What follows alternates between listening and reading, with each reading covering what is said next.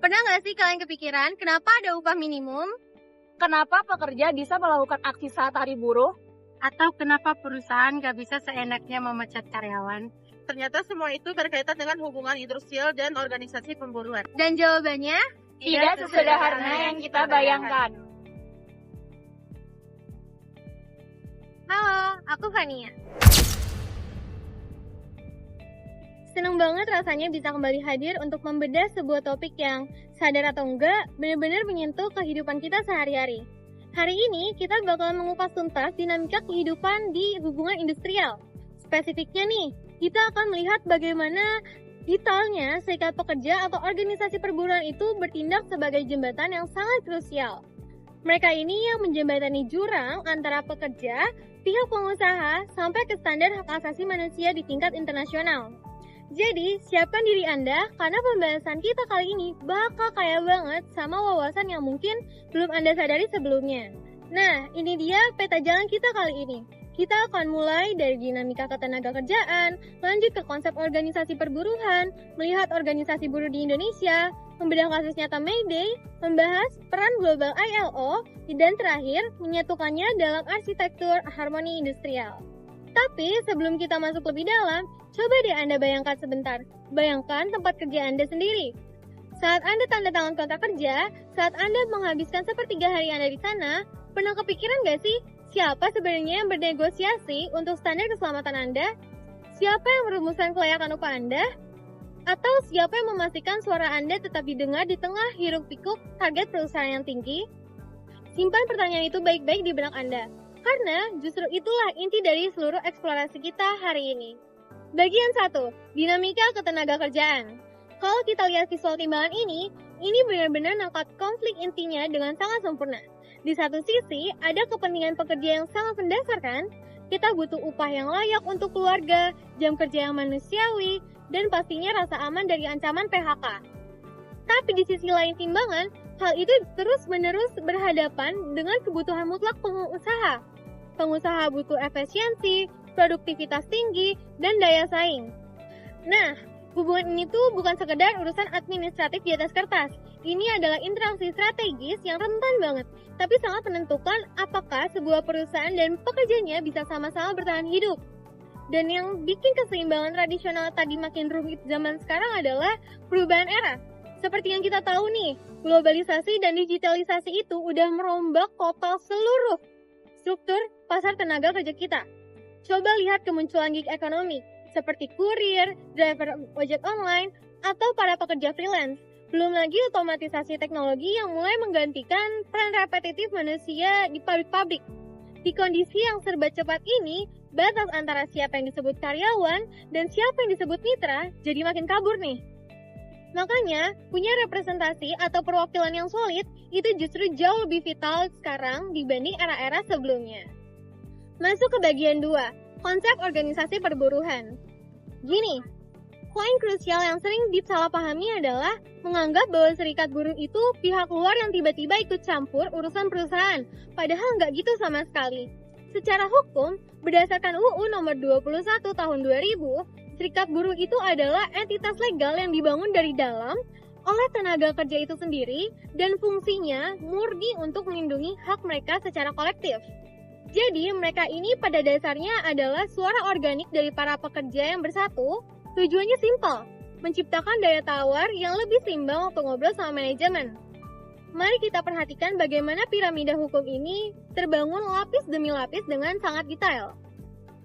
Fondasi paling bawah, yang paling kuat, berakar pada konstitusi kita sendiri, yaitu Undang-Undang Dasar 1945, Pasal 27 Ayat 2.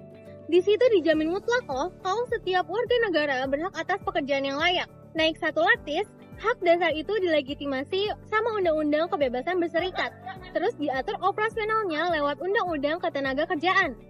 Sampai akhirnya, di puncak piramida, semua aturan lokal ini harus selaras dengan standar global dari ILO. Benar-benar sebuah sistem perlindungan yang sangat terstruktur kan? Nah, visual ini dengan brilian mengilustrasikan fungsi katalisator dari sebuah serikat. Coba bayangin, kalau ada 1.000 pekerja di satu pabrik, semuanya nyampein keluhan sendiri-sendiri ke HRD. pasti bakal kacau banget kan? Nggak terarah dan nggak jelas dan nggak efektif sama sekali. Disinilah serikat masuk. Mereka mengambil aspirasi-aspirasi individu yang berserakan tadi, meramunya jadi satu agenda yang jelas, dan mengubahnya jadi proses negosiasi yang terstruktur dan sah di mata hukum, baik saat berhadapan dengan pihak perusahaan maupun pemerintah. Halo semua, aku Putri. Bagian 3, Organisasi Buruh Indonesia. Di level internal sebuah perusahaan di Indonesia, serikat buruh itu ibarat 3 pilar penopang bangunan. Pertama, pilar representatif. Di sini mereka jadi wakil resmi pekerja untuk bikin perjanjian kerjasama yang mengikat kedua belah pihak.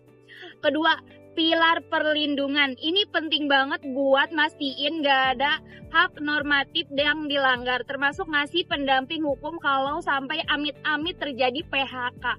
Dan pilar ketiga, konsultatif. Ini yang sering terlupa. Padahal di sini serikat justru bertransformasi jadi mitra strategis yang ngasih masukan ke manajemen supaya operasional perusahaan makin maju. Jadi untungnya buat bareng-bareng. Satu hal yang sangat menarik untuk kita pahami, Serikat Pekerja Indonesia itu nggak monolitik. Di satu sisi kita lihat konfederasi seperti KSPI.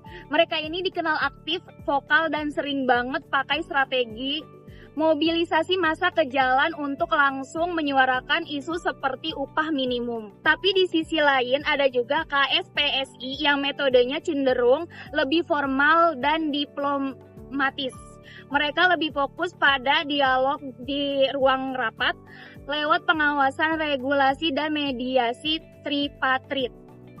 Perlu dicatat nih, kedua cara ini sama-sama valid dan punya satu tujuan akhir yang sama, kesejahteraan pekerja, cuma kendaraannya aja yang beda.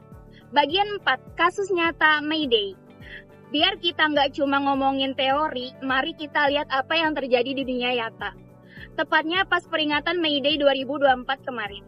Waktu puluhan ribu pekerja turun ke jalan, mereka itu nggak cuma sekedar bikin macet pusat kota loh. Mereka secara aktif sedang menggunakan hak konstitusional yang udah kita bahas di awal tadi. Lewat megafon dan orasi, mereka menyiarkan kecemasan ekonomi yang sangat nyata. Menurut supaya para pembuat kebijakan dan publik benar-benar buka mata. Poin-poin tuntunan mereka ini adalah cerminan langsung dari urat nadi ekonomi kelas pekerja hari ini. Mereka minta penyesuaian upah minimum karena inflasi terus mengurus daya beli.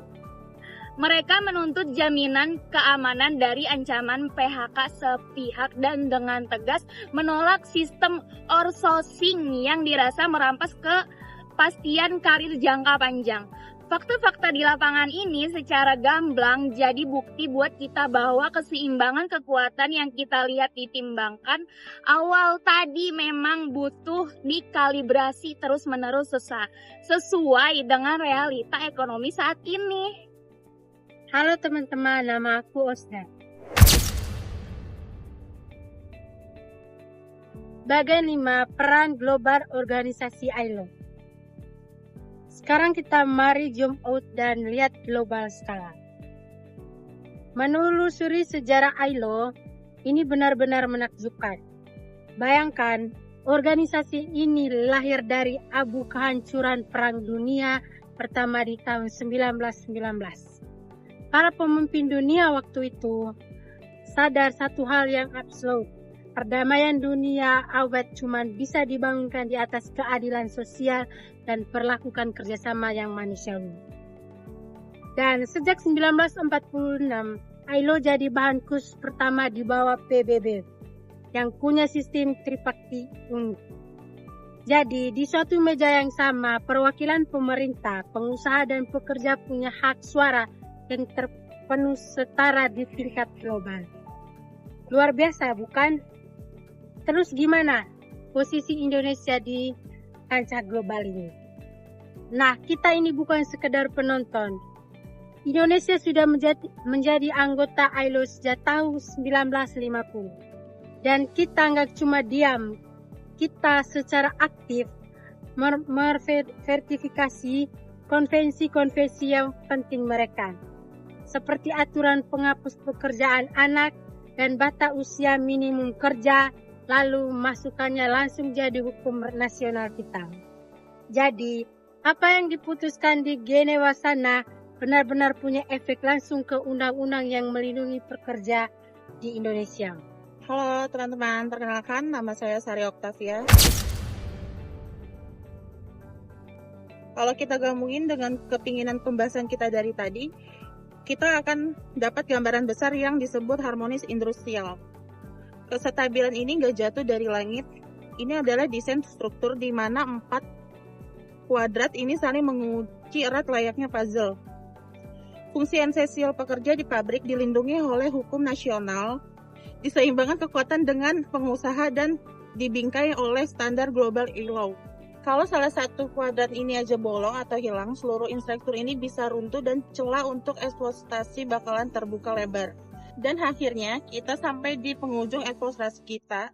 Tapi pertanyaannya sekarang, dengan meledaknya gig ekonomi, canggihnya AI dan otomatisasi yang lagi nulis ulang semua aturan tentang arti sebuah pekerjaan, gimana caranya serikat buruh ini bakalan beradaptasi?